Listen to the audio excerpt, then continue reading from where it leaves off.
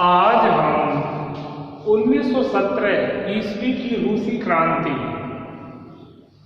इसके संबंध में हम रूसी क्रांति के क्या परिणाम निकले इसको जानेंगे। इससे पूर्व में हमने रूसी क्रांति के कारणों को समझा था कि रूसी क्रांति क्यों हुई, रूस में किन कौन कौन से कारण थे।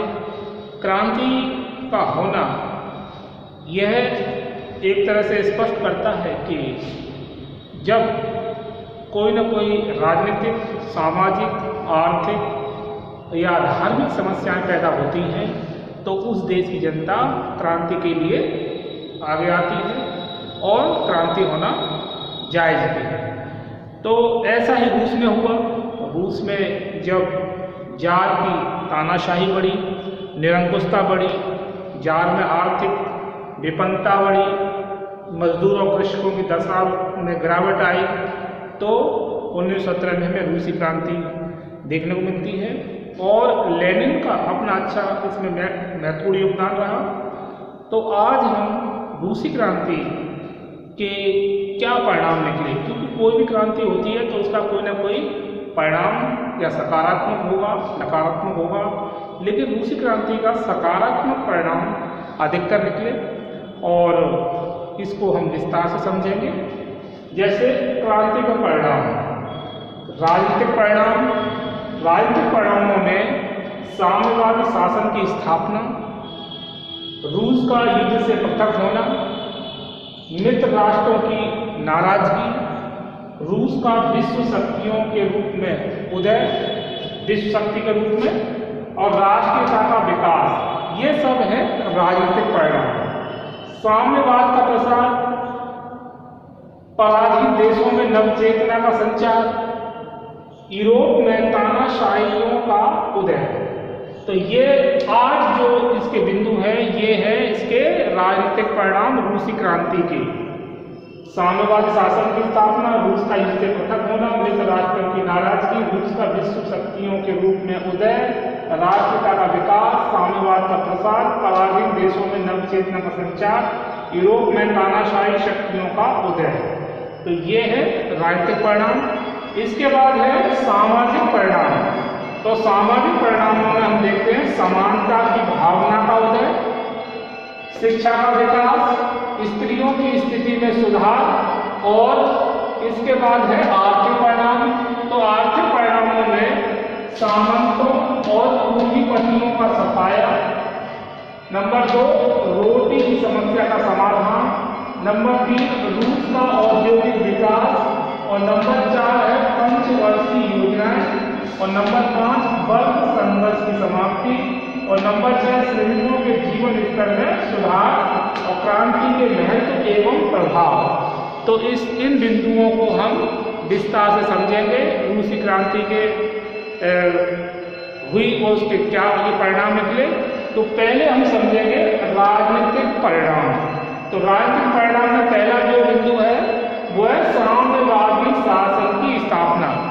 साम्यवादी, जैसा कि मैं देखा रूस में इससे पूर्व साम्यवादी शासन से पूर्व निरंकुश और राजतंत्र व्यवस्था कायम थी। जार निकोलस द्वितीय ने अपनी निरंकुशता से जनता काफ़ी परेशान थी।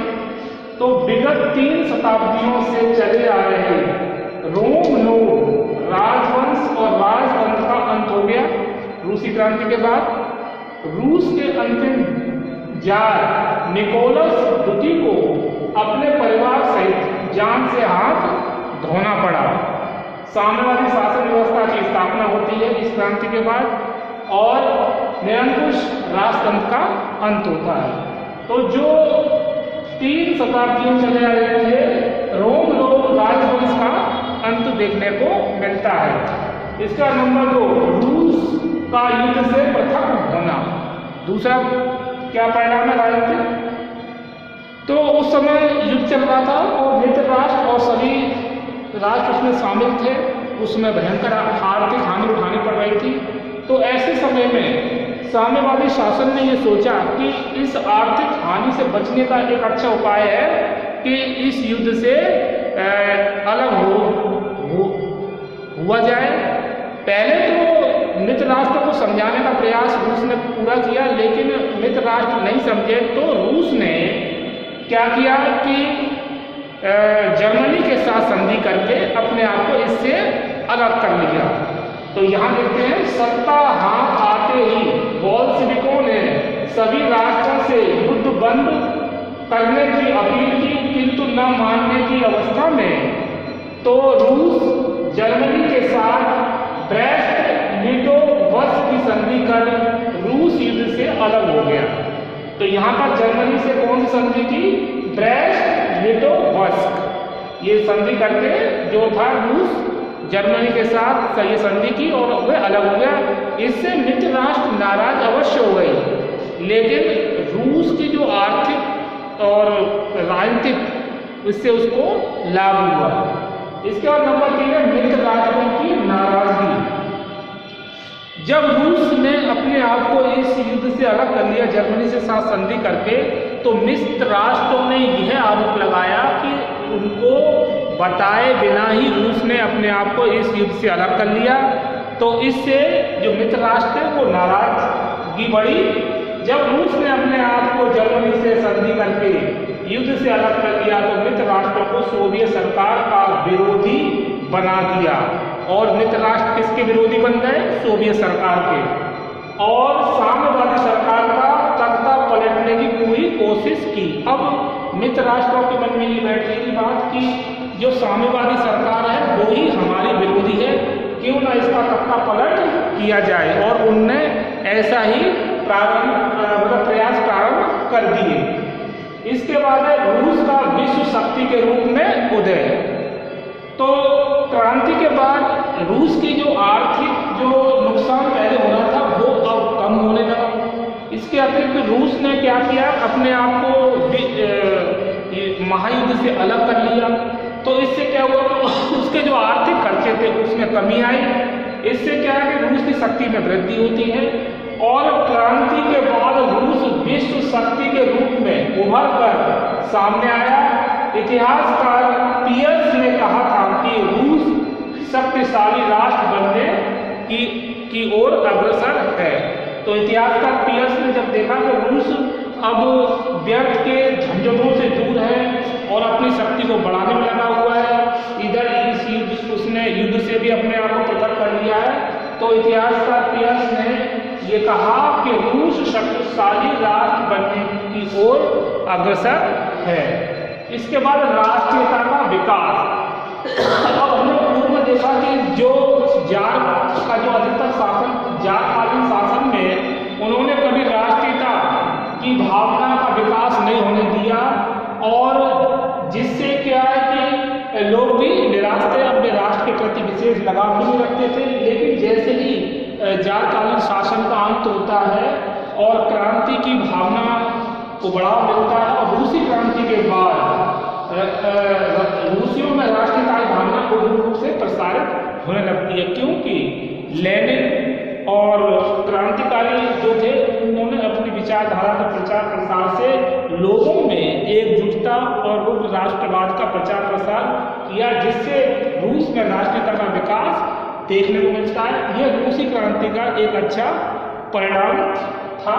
साम्यवाद का प्रसार, तो साम्यवाद का प्रसार भी धीरे धीरे हुआ, और जब साम्यवादी सरकार रूस में स्थापित हो गई तो इसका अन्य पड़ोसी देशों पर भी प्रभाव पड़ा।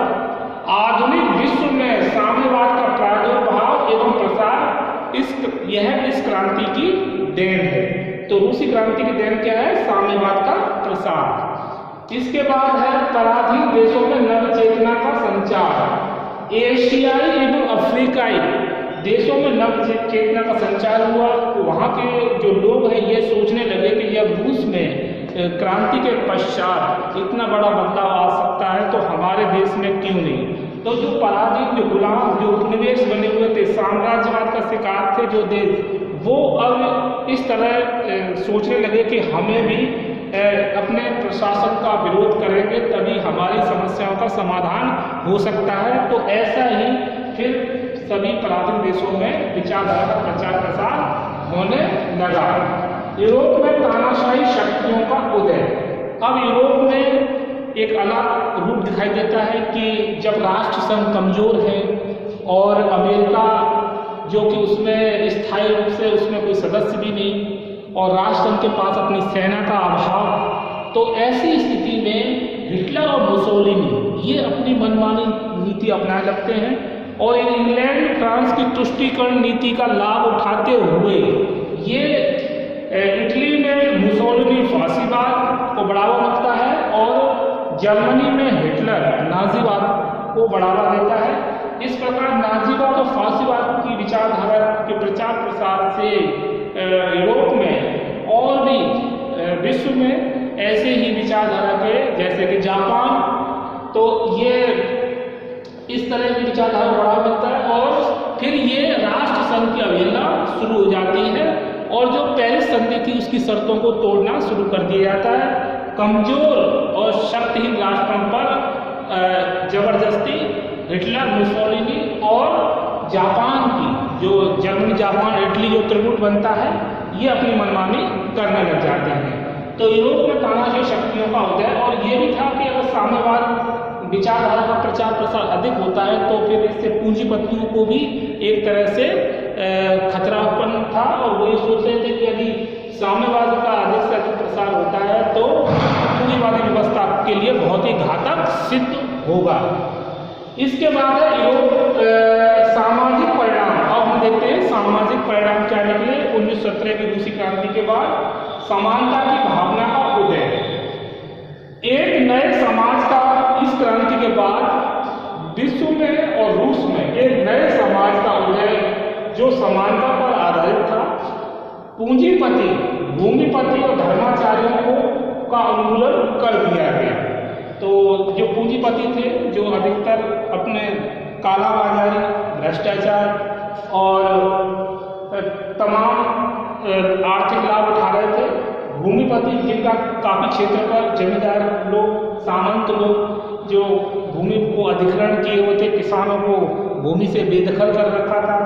धर्माचार्य मतलब जो पादरी वर्ग के लोग थे जो काफी संपत्ति को अपनी निजी भोग विलासी जीवन में इस्तेमाल करते थे, उनका इस क्रांति के बाद उन्मूलन शुरू हो गया, जिससे क्या जरूरतमंद जो लोग थे, जो किसान, मजदूर, श्रमिक, उनको अब उनकी समस्या का समाधान हुआ और समाज का जो नया जो उदय हुआ वो समानता पर आधारित था।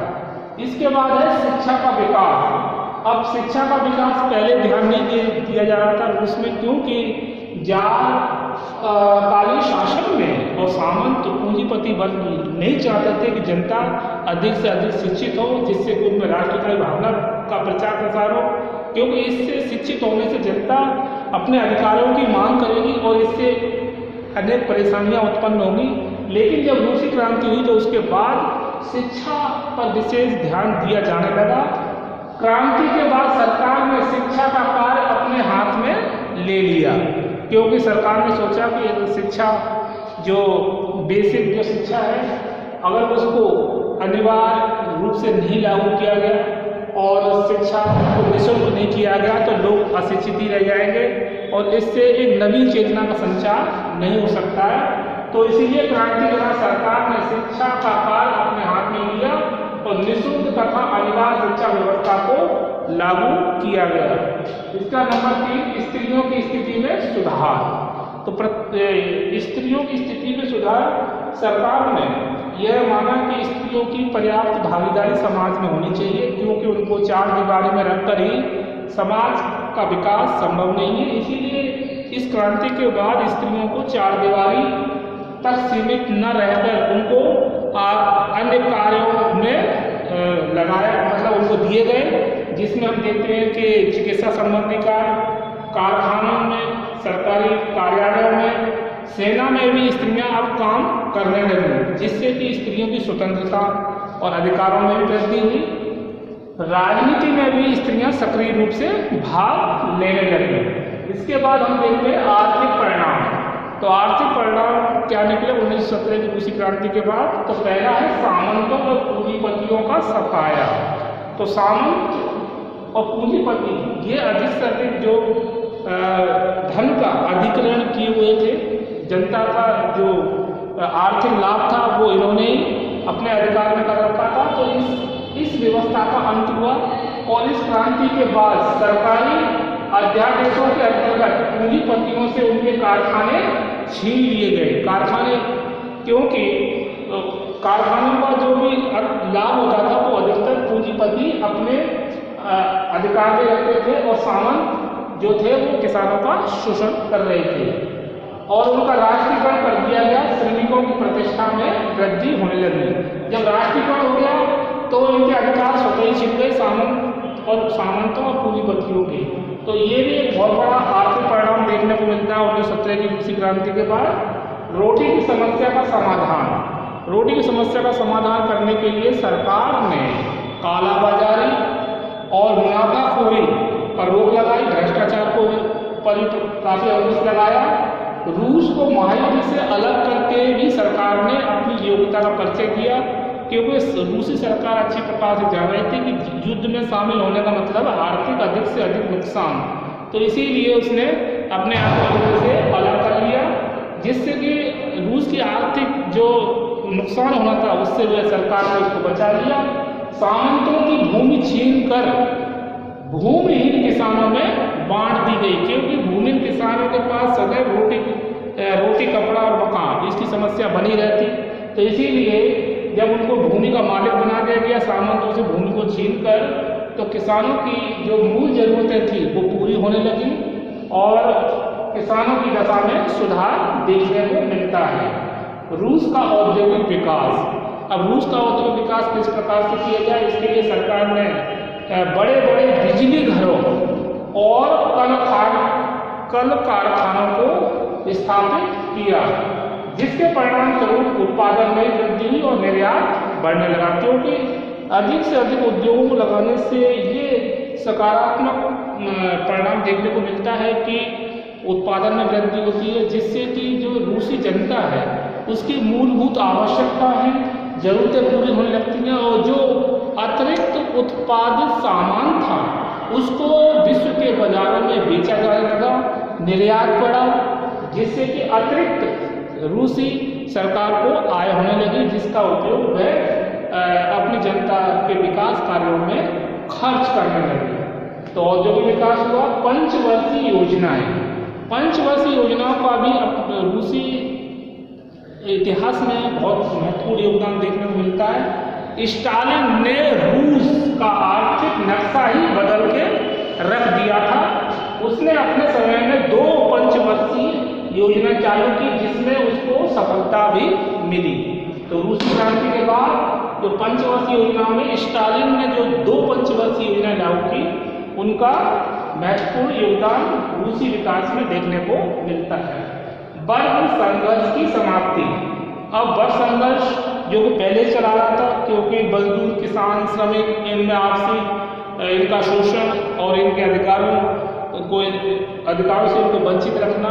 लेकिन जब साम्यवादी सरकार स्थापित होती है तो क्रांति के बाद उद्योगपतियों, पूंजीपतियों का सफाया हो जाने से वर्ग संघर्ष का ही अंत हो गया, क्योंकि सभी को समानता के आधार पर देखा गया और सभी को समान अधिकार दिए गए।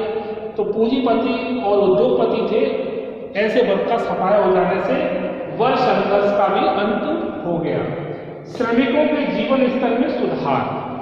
जो कि क्रांति से पूर्व श्रमिकों की दशा अत्यंत दयनीय, शोचनीय थी, तो अब इस क्रांति के बाद श्रमिकों के जीवन स्तर में महत्वपूर्ण सुधार देखने को मिलता है, क्योंकि रूसी सरकार के द्वारा बहुत से महत्वपूर्ण कार्य श्रमिकों के लिए किए जाते हैं। उन्हें आर्थिक सहायता प्रदान की जाती है और उन्हें रोजगार उपलब्ध कराए जाते हैं। किसानों के लिए भी भूमिहीन किसान थे, उनको भूमि उपलब्ध कराई जाती है, जिससे कि वो स्थायी रूप से उसमें कृषि कर सकें। तो इस प्रकार से राजनीतिक अधिकारों की प्राप्ति ने श्रमिक वर्ग की मान मर्यादा एवं प्रतिष्ठा को बढ़ा दिया था। इसके बाद है क्रांति का महत्व एवं प्रभाव। तो क्रांति का महत्व और प्रभाव, इतने हम परिणामों को देखने से ये स्पष्ट हो जाता है कि रूसी क्रांति 1917 में जो हुई उसका महत्वपूर्ण प्रभाव और परिणाम रूस में दिखाई दिया। जैसे राजनीतिक रूप से हम देखते हैं कि रूस का विश्व शक्ति के रूप में उभर कर सामने आना, राष्ट्रीयता का विकास होना, साम्यवाद का प्रसार होना, और इसके अतिरिक्त सामाजिक परिणामों में देखें तो समानता की भावना का उदय, शिक्षा का विकास, स्त्रियों की दशा में सुधार, और आर्थिक परिणामों में देखें तो लोगों की रोटी, कपड़ा और मकान, मूलभूत आवश्यकताओं की पूर्ति होना, बर्न संघर्ष की समाप्ति, श्रमिकों के जीवन स्तर में सुधार, तो ये औद्योगिक विकास, तो ये इतने सारे महत्वपूर्ण परिणाम जो सकारात्मक रूप में निकलते हैं। तो ये क्रांति अपने आप में महत्वपूर्ण क्रांति थी रूसी इतिहास में, और इस क्रांति ने यूरोप, एशिया और अफ्रीकी देशों के लिए भी एक महत्वपूर्ण प्रेरणा प्रदान की।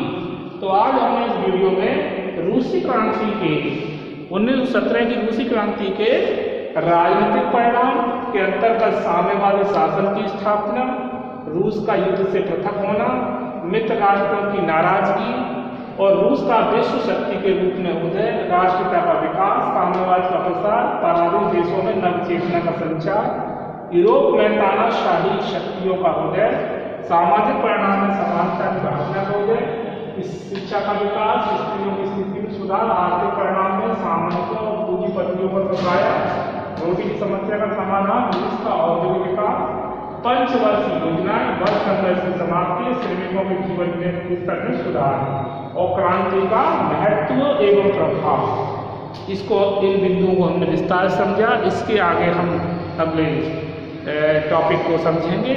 आज बस इतना ही। ओके।